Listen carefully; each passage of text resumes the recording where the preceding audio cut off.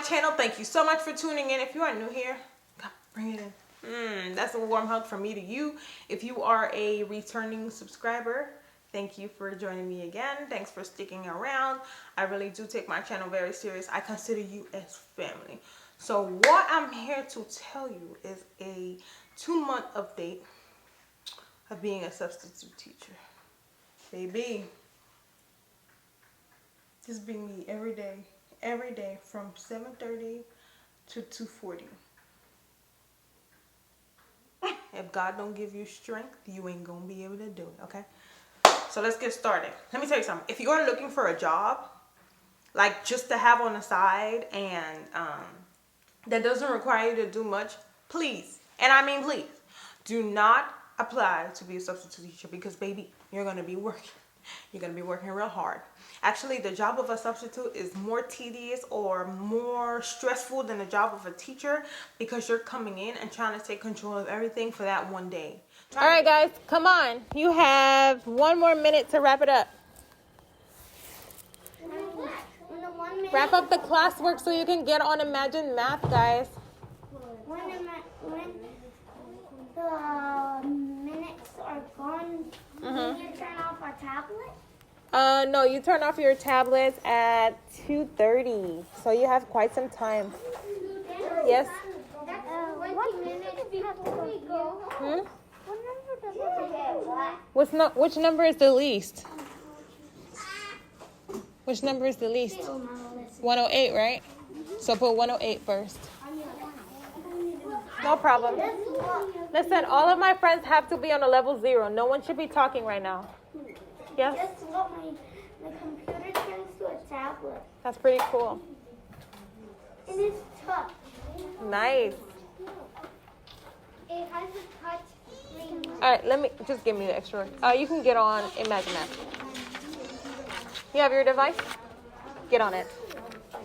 Thank you, buddy. Hey, are you done? Okay. Give me. Thank you. You can get on Imagine Math, okay? Trenton, what's happening over there?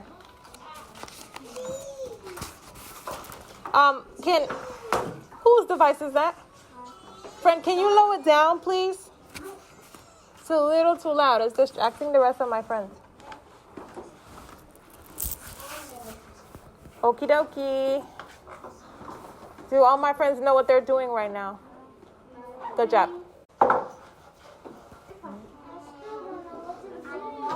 Who still don't know what to do? Why?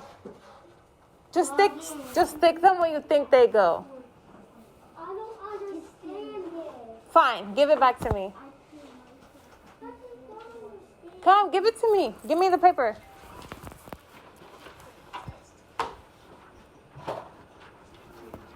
All right. So the instructions was asking you to write the numbers from least to greatest, right? So that would have been 99. No. It would be 65, 99, 107. But that's okay, okay? Just get on Imagine Math. Thank you. Trying to gain respect for that one day. And if you're not careful, it can escalate, right? So, for me, when I first started, I was super duper nervous. Let me tell you, even now, like, I go to different schools and they're just kind of like some of them they don't have work for you to give the kids, okay? And they also don't want you to give the kids work. Like, it's kind of like you have to figure it out, or the floor of things, okay? So you can't be shy. Prior to becoming a substitute teacher, I loved kids. Like, if you know me, my cousin, she's so dear to my heart. I love her so very much, right? So, you know, I'm going in, I'm like, I love kids, I could do this. My purpose is to inspire folks, to get them on a positive, you know, life path, to, you know, allow them to be fully functional members of society. And in order to do that, I need to be in the field of education, for now at least. So I'm going in, you know, young, optimistic, possibilities, I said. And then to my rude awakening, it is super duper stressful. Like, if you're looking for a part-time job where you want to do the bare minimum, do not, and I mean do not apply to be a substitute teacher, because you will be working for every penny. And I'm not talking about quarters on the dollar. I'm talking about the pennies, okay? You're working for every penny that makes up a dollar for all the 8 hours or 7 hours that you're there, all right? Because them kids is gonna work you. But on a positive light, I got to see and understand the disparities between white schools or predominant white schools and black schools, as well as how much influence parents have on students. Now, I understand, like, you know, I always thought like kids learn the most when they go to school because they spend more time there. So they're learning more from their friends than they're learning from their parents. Maybe when they get older, but as the little kids, they're mirroring exactly what their parents are, because some of the things that come out of these kids' mouth is literally 100% what they learn at home, not in the school setting. And so nipping that in the butt is very hard. One thing I did learn off the bat that I want to highlight right away is that I learned classroom management like this, because if you don't got it, they are going to walk over you as if you are a welcome in doormat. Do you hear me? They're going to walk over you like you're a welcome in doormat. As soon as you enter the classroom, it is imperative that you mention who you are and what your values are, because as soon as I started seeing like those kids have no respect and they aren't gonna have respect for someone who's just showing up for the day, I started walking in easy peasy. I'm like, let me show you. Good morning, everyone. My name is Miss Williams. I'm here for fun. However, if you want to act up and do what you want to do, that's fine too. Just know that everyone will be responsible for each other. That means if I have to tell John sit down, everybody gets in trouble. And by getting in trouble, I mean all of y'all names are in the folder right here. Inserts folder. And I will take a second to call everybody mama and let them know what is happening in this classroom. I will not tolerate disrespect. Do we have an agreement? Everyone together. Yes, ma'am. Okay, cool. Then we're going to have fun then. Right? And that's how I start. Because like I said, I'm dealing with little kids. That's how I start.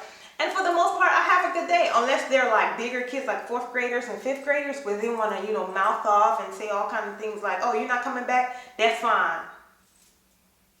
Girl, I said I'm not coming back, so you can simmer down. Please do that.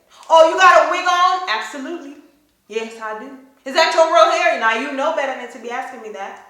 You know, so it's just really weird. And at first, I really hated that, like, certain teachers, they would yell at the kids.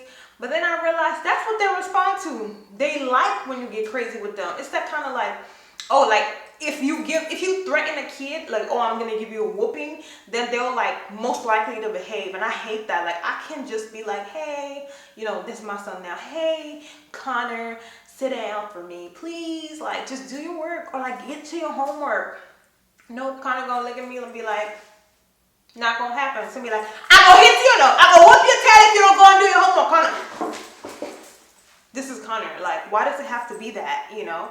So kids respond better when you give them a punishment, unfortunately. Like, you'd be like, oh, I'm gonna take away something. Not punishment. Psychologists like to call it negative reinforcement. So you take away recess, they are more likely to behave. You take away, you know what, take away, I don't know, talking about Roblox. Oh God, those kids love Roblox. Sit down, listen to that for an hour. When we have inside recess, and it's just been like, really? But it's cool. Like, I'll do anything for them to behave. So you want to talk about recess, you want to talk about drawing, let's do it. But you say, hey, you're not going to be allowed to draw no more during recess or during wherever, or, you know, anything that they like, you take it away, or you threaten to take it away, the behavior, it gets better. So it's really weird. Just going to let you in a little bit of a story of what happened to me, right? So on 3 different occasions.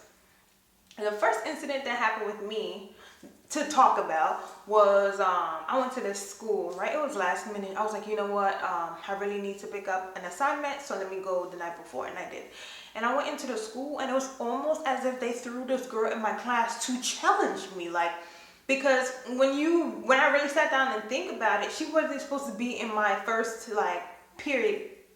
It's not period, but like in my first segment, in my first block. She wasn't supposed to be my first block. And for some reason, that's where she was. So it's almost like they threw that girl on me. And every minute, all she kept saying is, teacher, teacher, teacher, teacher, teacher, teacher. And then I can't go to any other student because she wants 100% of the attention. Now I understand that something may have been wrong with her mentally. And I honestly, like, I don't know a lot about anything. But one thing I know a lot about is things get misconstrued or starts to be a lot difficult when you can't adapt and think on your feet, right? So what I did was I was like, oh my God, you guys have been so awesome, despite the fact that she's totally acting up, talking about I don't see the germs and I don't need to wash my hands from when I come from the bathroom, and stop following me, yelling at this other kid. It was just a lot, y'all. And so she was like, am I still good even though I'm being bad? I'm like, yeah, but you could be super awesome if you just sat down and did your work independently. She gonna say, can you do the work and I copy off of you? I don't know how to do it. I don't know how to do it. And she just got into that headspace of I don't know. And that's all it was. And that was super frustrating for the whole period. It was like she was the only person in the class and no one else mattered. And that's not the case because I have to be with her and everyone else at the same time. That's the first incident. The second incident, they started fighting, y'all. They started scrapping in there, and I had no idea what to do. I was so like, the second incident, y'all, it was like 2 incidents in the same day, but they both were talking about. First incident was I go into class because, you know, sometimes the teacher leaves like sub plans or whatever the substitute teacher has to do for that 7 hours that you're in school. That teacher left no work, and that meant I had to figure it out. And from going to assignments like over and over, I realized that it's better to, you know, not plan anything than plan something and it doesn't go as planned. Because I've been pulled out of classes like halfway through talking about we need cover somewhere else, and I'm just like, but I just wasted all my time coming up with this lesson for the kids to have said, finally some work. I'm like, yeah, I cannot like explain it to you guys because y'all are so young, but I'm doing what I gotta do here, you know. And so she left no work and I had to figure it out, and the other teacher gave me some words that they can come up with because it was like 100 days before summer. And the girl gonna say, oh, can I write wig on my paper? I'm like, if you want. She gonna say, cause that's what you got on your head. I'm like, yeah, but do you see the quality? Like, don't play with me. I'm so sorry, I had nothing else because I'm just looking at her like, if I open my mouth and say something to you right now, it'll be like an adult dissing a kid. So I'm not going to say nothing. I was just like, yeah, but do you see the quality? Do you like it? Like, girl, what? And I'm just like, look around. Do you see anybody laughing? I wasn't like, I said, look around. Do you see anybody laughing? She was like, no. I'm like, because it wasn't funny. And then everybody was like, oh. And I'm like, I didn't mean for it to come out that way. But that's like, what are you doing? Do your work, ma'am. And the third incident that happened is, y'all, they started fighting.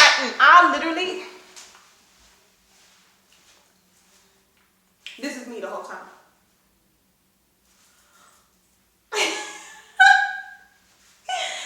During training, they tell you, do not insert yourself in the middle of 2 students fighting. Because if something happens to you, all that's going to happen is they're going to be like, who's the adult? And what did you do and why? And God forbid I come out of there with a black eye or a broken arm, I'm liable. Probably get fired because my training states not to get in the middle of that. So the other teacher came in and pulled them off, and then everybody started going crazy. Like, why does this have to happen when the teacher's not here? Why y'all disrespecting Miss Williams? Like, it was a lot. I'm like, oh God.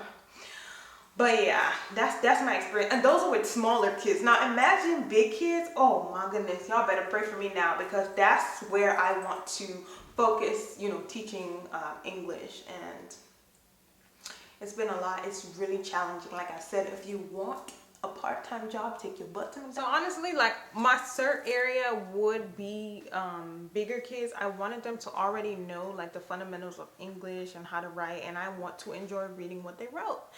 And being critical of it, of course, but I'm scared, you know, because I've been in 4th and 5th grade, and they're just like, she's a teenager. I'm like, Lord have mercy. And then you have other kids like, pull down your mask, Miss Williams, we want to see her face, and then coming up to me so they can see the picture on my badge. I'm like, what is happening? They're like, yeah, you're a teenager, you know. I'm just like, oh. So I've only ever subbed in from 1st grade all the way through 5th grade. I have not left elementary school, you guys, because I am terrified. Okay, I am extremely terrified. I can deal with little kids disrespect because I can make excuse for them, but then when you're grown and head back and you want to be disrespectful to me, I will talk back, and that's going to be a very big problem. So I'm just kind of like trying to work on remaining patient, because that's how God wants me to be. I'm in the fields where patience is required. I can't choose not to be patient. I don't have a choice. And so that's what it is. So being young, it plays a really big factor. So to the little kids, I could be like, yeah, sit down, But to the big kids, what I'm going to say, excuse me, honey, can you sit down for me, please? It's not going to work. Oh, if you don't behave, I'm going to call your parent. If you don't behave, I'm going to get the principal up here right now. They don't care. Okay, you want the number? Shoot, that's how they used to be when I was in high school. So I'm extremely terrified, but you play with the cards that you're dealt. That's what I'm doing right now.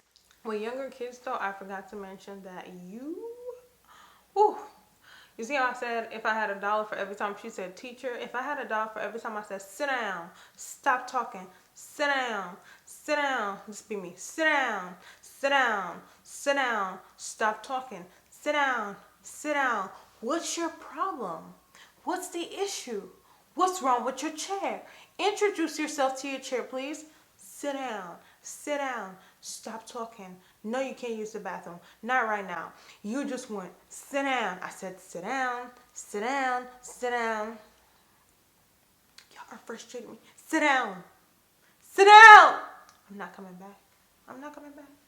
Y'all. I want to thank you.